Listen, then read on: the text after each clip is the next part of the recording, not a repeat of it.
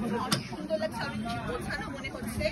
এবং আমি দেখছি যে স্টলগুলো অনেক বেশি পরিপাটি এবং সুন্দর করে সাজানো, আমার খুবই ভালো লাগছে। আর অপরিহার্য গ্রন্থমেলাতে প্রত্যেকটা বাংলাদেশি বাঙালির জন্য একটা অন্যরকম একটা গর্বের জায়গা। সে পাঠক হিসাবে হোক, সে দর্শনার্থী হিসেবে হোক, অথবা হোক লেখক, যে কোনোভাবেই উনি আসছেন না কেন বই মেলাতে একটা অনবদ্য। দর্শকের উপস্থিতি আজকে প্রথম দিন হিসেবে কেমন দেখতে পেলেন?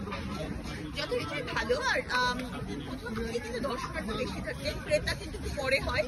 তার কারণ হচ্ছে প্রথমে মানুষের দেখে প্রিয় লোককে বই খোঁজে, কি কি বই বেরিয়েছে, কোনটা কিনবেন, এগুলোর মধ্যে প্রথম দিন দেখে। তা সে তুলনায় বলবো যে অনেক বেশি সারা পাচ্ছি দেখছি।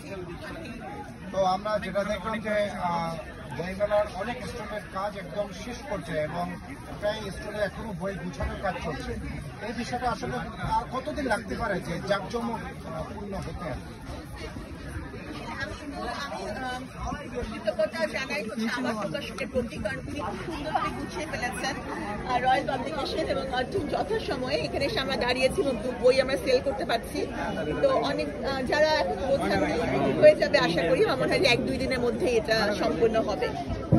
ডাক্তার সাবরিনার হাতে আমরা দেখতে পাচ্ছি এবারের বইমেলায় অবলায় বেলা। কি বার্তা নিয়ে আসছে অবলায় বেলা? অবলায় বেলা হচ্ছে একটা গল্প গ্রন্থ, চরিত্রগুলো কাল্পনিক কিন্তু এতটাই জীবন ঘনিষ্ঠ যে প্রত্যেকটা মানুষ এই বইটি পড়লে নিজেকে খুঁজে পাবে। প্রত্যেকের মনে হবে যে এটা তারই গল্প, নিজের গল্প, একটু আলাদা মনে হবে না। আমি মনে করি যে আমার এই বইটি প্রচ্ছদ করেছেন ধ্রুবেশ, এবং আমার প্রকাশক বইটির দাম নির্ধারণ করেছেন, খুবই একটা অল্প দাম নির্ধারণ করেছেন, সকলের নাগালের মধ্যে 250 টাকা মাত্র। আমি বলবো যে আপনারা বইটি কিনুন এবং অবশ্যই পড়ুন। এবং আমি একটা চ্যালেঞ্জ দিয়ে বলতে পারি, পড়লে বইটি ভালো লাগবেই লাগবে।